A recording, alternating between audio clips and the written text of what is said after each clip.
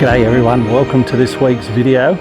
As you can probably tell if you've clicked on the thumbnail, today's not about sunrise or sunset or epic waterfalls. Today's about something a little bit different. Tonight I'm going to get out and I'm going to do some steel wool photography. And if you haven't seen it before, steel wool photography is just basically using long shutter speeds and lighting the steel wool, spinning it around and getting the sparks to fly through the air and create some really interesting effects. I've done some steel wool photography in the past, but never ever on YouTube. The location I've chose for today is Byron Bay. I've been here many times over the years doing some vlogs in this area. But the reason I chose this area is because it's a little bit out of the way. It's away from the main general public. The last thing I want to do if I'm throwing some sparks around in the air tonight is actually have someone from the public see it and think that there's something going wrong. One of the reasons I've come down here today to check out this location in the daylight is just to make sure that there's no holes in the rock platform where we're going to be walking around in the dark. Obviously the majority of this vlog is going to be filmed in the daylight. It's just too difficult to try and photograph and vlog at night. The cameras don't really pick up the video footage that well. So I thought it'd be good to bring you down here, show you my location, tell you how I'm going to do it, and then tonight when we get down here it's just a matter of getting into it and firing some images. This rock that I'm sitting on behind me here is going to be the focal point for one of my main images.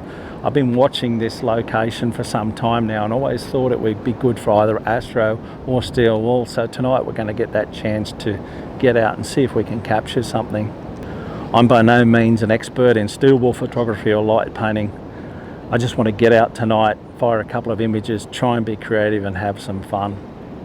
I'm on top of the rock platform here, and at high tide the water comes right up and around this rock.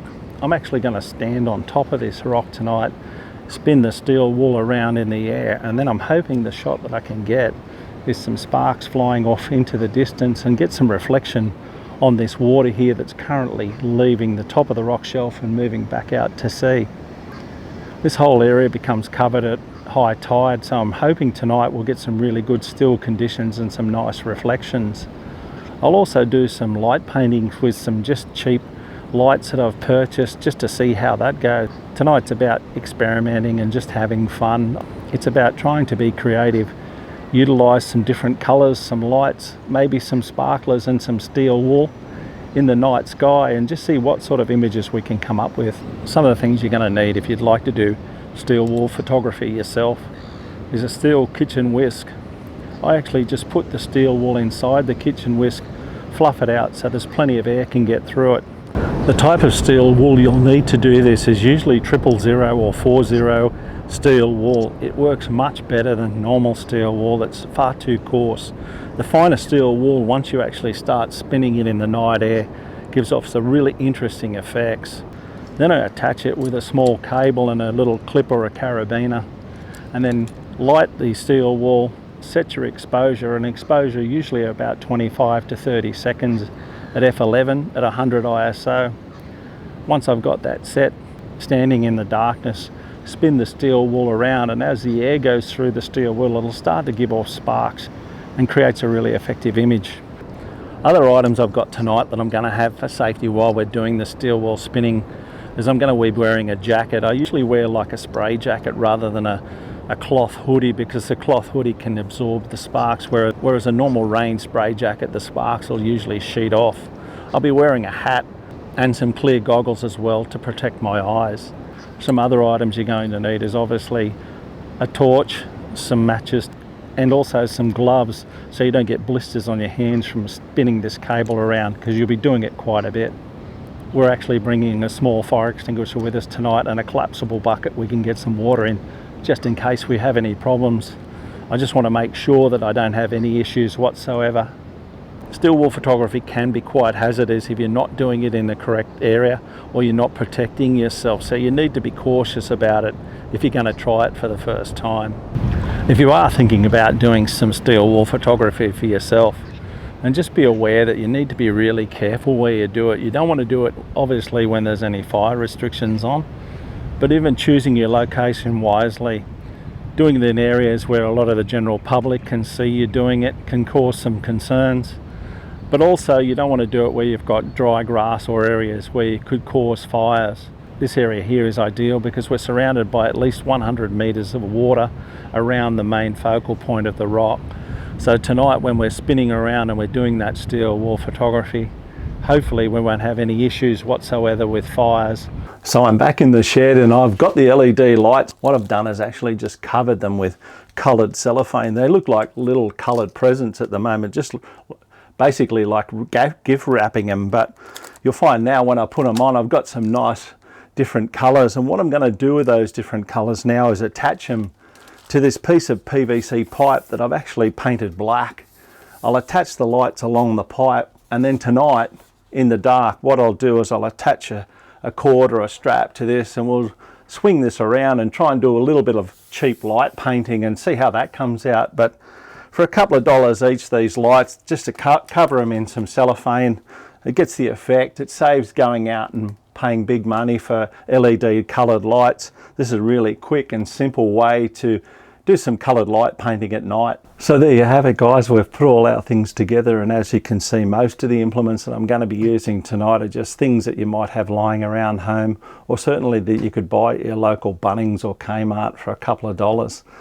It's going to be interesting to see how we go and what sort of images we can create using these cheap effects. I don't expect by any means to get award-winning images. It's more about getting out tonight and having a little bit of fun and trying something different. So I'm going to pack up all my gear now, get ready, and then head down tonight. You've already seen the location we're going to tonight, so the next time I see you it'll be a little bit dark. Well, a lot of disappointment tonight. We've made our way down to the beach in the darkness, but unfortunately the tide's going to be too high to utilise the rock in my composition, so we've moved along the beach and we're still going to fire off some steel wool and some light painting here along the beach. This will be a good chance for us to test out the lights and see what works and what doesn't, so when we do get the correct conditions we can come back and shoot this place again.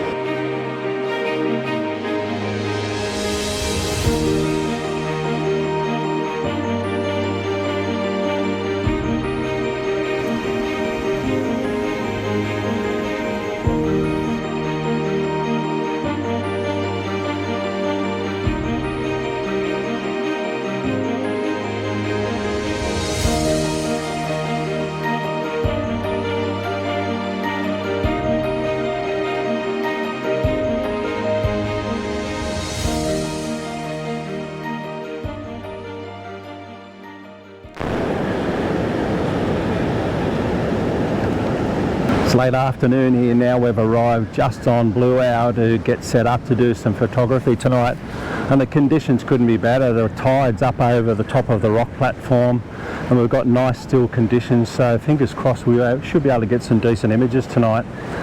We're going to set up in the blue hour and we're going to do some light painting until it gets really dark later on, and then we'll come back later on and we'll do some steel wool once it gets really dark. We find that the steel wool photography works much better in the darker light, so we'll keep getting our gear set up and then we'll come back and have a chat.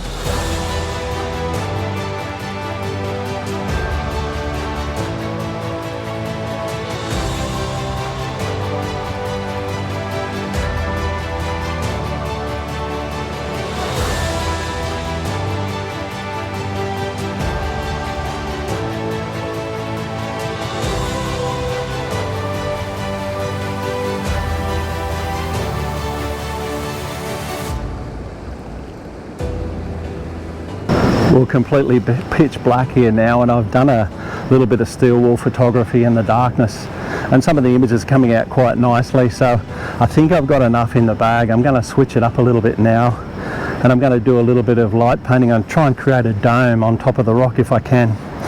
This is not a perfect orb like you would see in a lot of other YouTube videos, but we've got the gear here, so we're going to have a bit of a go at it tonight and see if we can create an orb on top of the rock. So to create the orb, all I've done is I've just put these two LED lights together with some cellophane on them, and I'm going to spin them in a dome effect now, about a 1 minute exposure, and see how these ones come out.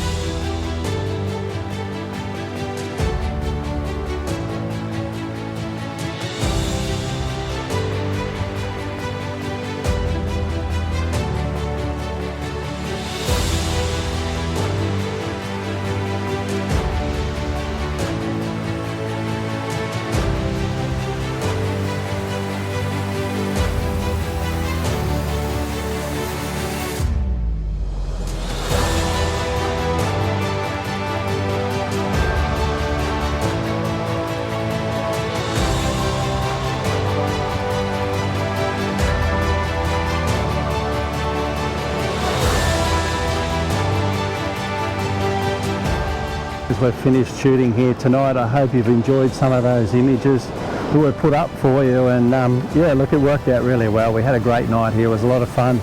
Some images worked, some images didn't, but yeah, all in all, it was a great night. And you know what to do. If you've enjoyed this video, go down below, give it a thumbs up. It really helps the channel out. If you're new to the channel, then please subscribe. Tap that notification bell so you'll be notified when I upload my next video. If you've got a comment or a question, leave them below. I'll always try and respond. Hopefully I'll be around shooting some more landscapes soon. I'll see you then.